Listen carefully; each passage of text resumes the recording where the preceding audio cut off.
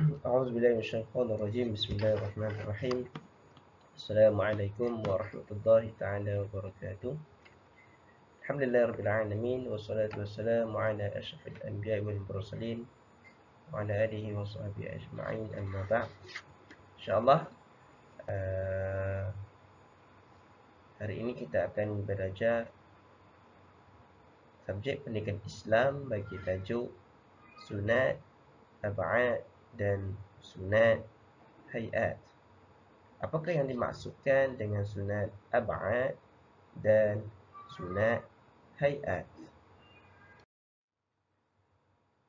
Objektif pembelajaran kita pada hari ini iaitu dalam tajuk sunat ab'ad dan sunat hayat adalah: pertama, murid dapat menyatakan pengertian sunat ab'ad dan sunat hayat.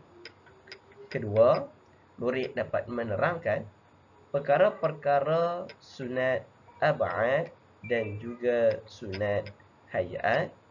Dan yang terakhir, murid dapat menerangkan perkara yang perlu dilakukan sekiranya meninggalkan sunat ab'ad. Murid-murid sekalian, apakah yang dimaksudkan dengan sunat ab'ad? Dan apakah yang dimaksudkan dengan sunat hayat? Mari sama-sama kita melihat pengertian bagi perkara sunat dalam salat. Bagi ruang yang berwarna ungu, itulah sunat ab'ad. Apakah yang dimaksudkan dengan sunat ab'ad? Iaitulah amalan sunat yang amat dituntut jika ditinggalkan, jika diganti dengan sujud sahwi. Iaitulah sekiranya kita meninggalkan sesuatu perkara dalam solat, perlu diganti dengan sujud sahwi. Antaranya adalah membaca doa qunut. Sekiranya meninggalkan ataupun terlupa membaca doa qunut, perlulah diganti dengan sujud sahwi. Perkara yang kedua iaitulah sunat ab'ad. Bagi kotak yang berwarna orange, iaitulah amalan sunat yang dituntut jika ditinggalkan, tidak perlu diganti dengan sujud sahwi. Contohnya adalah terlupa membaca doa iftitah, maka kita tak perlu menggantikan dengan sujud sahwi. Apakah yang dimaksudkan dengan sujud sahwi? Sujud sahwi ialah sujud yang dilakukan sebanyak 2 kali selepas membaca tahiyat akhir dan sebelum memberi salam.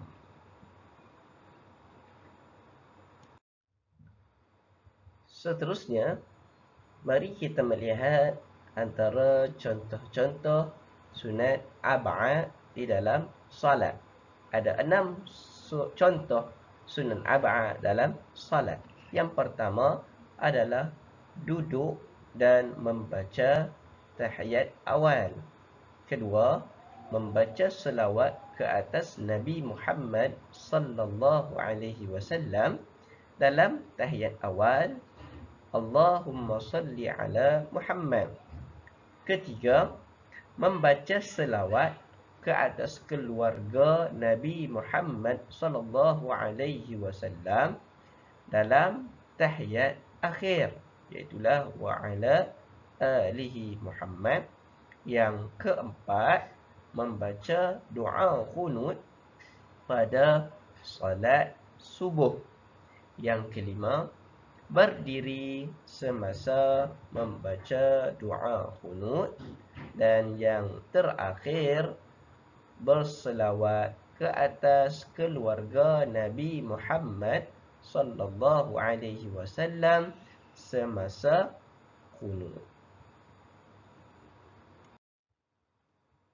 Seterusnya, murid-murid sekalian, Bagi contoh, sunat hayat terbahagi kepada dua jenis. Sunat hayat perbuatan dan sunat hayat bacaan. Perkara yang pertama, mari sama-sama kita melihat contoh sunat hayat perbuatan. Ada 6 contoh sunat hayat perbuatan.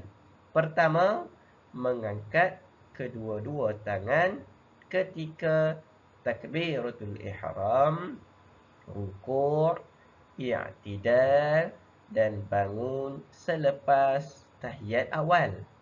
Yang kedua, meletakkan tangan kanan di atas bahagian tangan kiri ketika berdiri.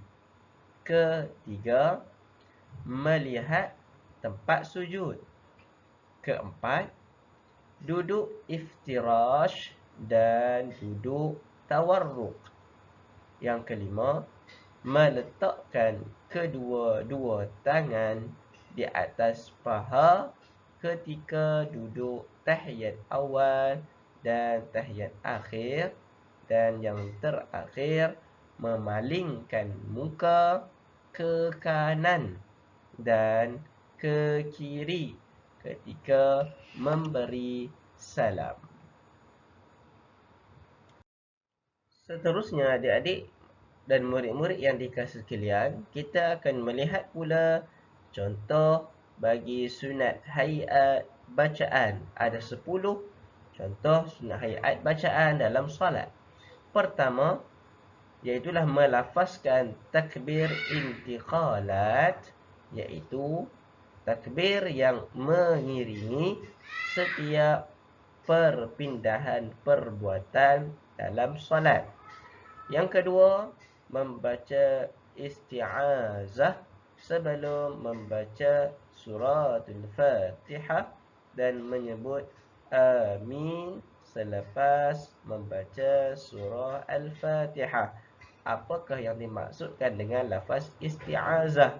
Iaitulah lafaz a'udzubillahi minasyaitanir rajim.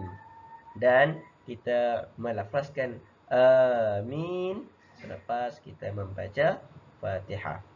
Yang ketiga, membaca doa iftitah.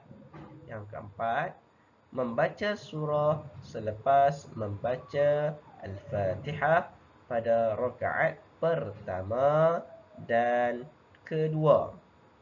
Yang kelima, menyaringkan suara pada bacaan Al-Fatihah dan surah pada rakaat pertama dan rakaat kedua ketika solat subuh, maghrib, isya dan solat Jumaat.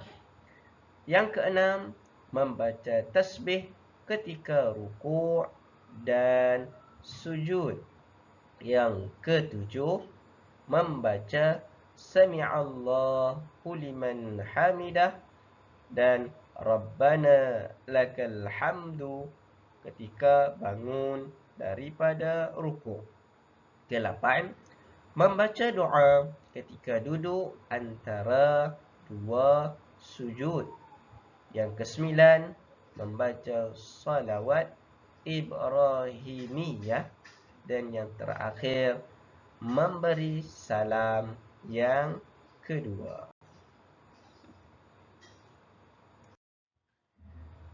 Mungkin ada yang tertanya-tanya macam mana nak sujud sahwi. Okey, sekarang kita akan melihat tata cara sujud sahwi. Okey, ada 6 cara. Yang pertama iaitulah duduk iftirash, membaca tahiyat akhir.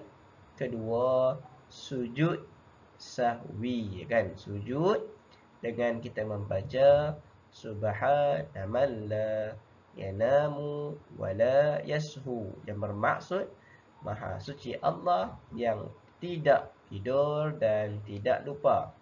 Seterusnya, kita bangun duduk di antara dua sujud. Yang keempat, kita sujud semula sekali lagi, sujud sahwi sekali lagi.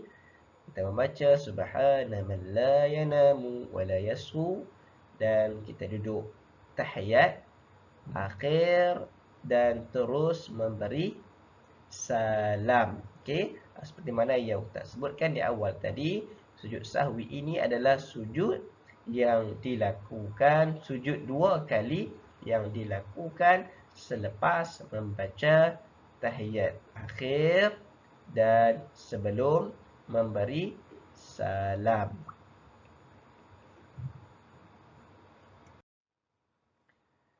Bagi yang terakhir pada sesi pembelajaran kita hari ini, apakah yang dimaksudkan dengan duduk iftirash dan duduk tawarruk?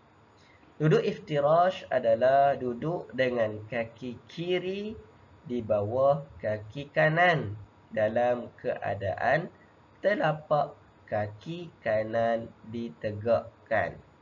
Ketika duduk di antara dua sujud dan duduk membaca tahiyat awal. Itu yang dimaksudkan dengan duduk iftirash. Seterusnya, duduk tawarruk. Okey, duduk tawarruk iaitulah meletakkan punggung di atas lantai manakala kaki kiri dilipat dan hujungnya berada di bawah lengkungan kaki kanan. Tapak kaki kanan ditegakkan dan jari-jarinya menghadap kiblat. Bila kita duduk tawarruk, iaitulah ketika duduk membaca tahiyat akhir. Itulah perbezaan di antara duduk iftirash dan duduk tawarruk. Sekian saja pembelajaran kita pada hari ini dalam subjek pendidikan Islam bagi tajuk sunat ab'ad dan sunat hayat. Ustaz harapkan kamu dapat mengetahui apakah maksud sunat ab'ad dan sunat hayat, dan juga kamu dapat mengetahui perbezaan antara sunat ab'ad dan sunat hayat, dan dapat kamu aplikasikan dalam kehidupan kamu sekiranya kamu tertinggal ataupun terlupa sesuatu perkara dalam solat dan menjadikan solat kita menjadi solat yang sempurna. Sekian saja untuk hari ini. Terima kasih. Assalamualaikum warahmatullahi wabarakatuh.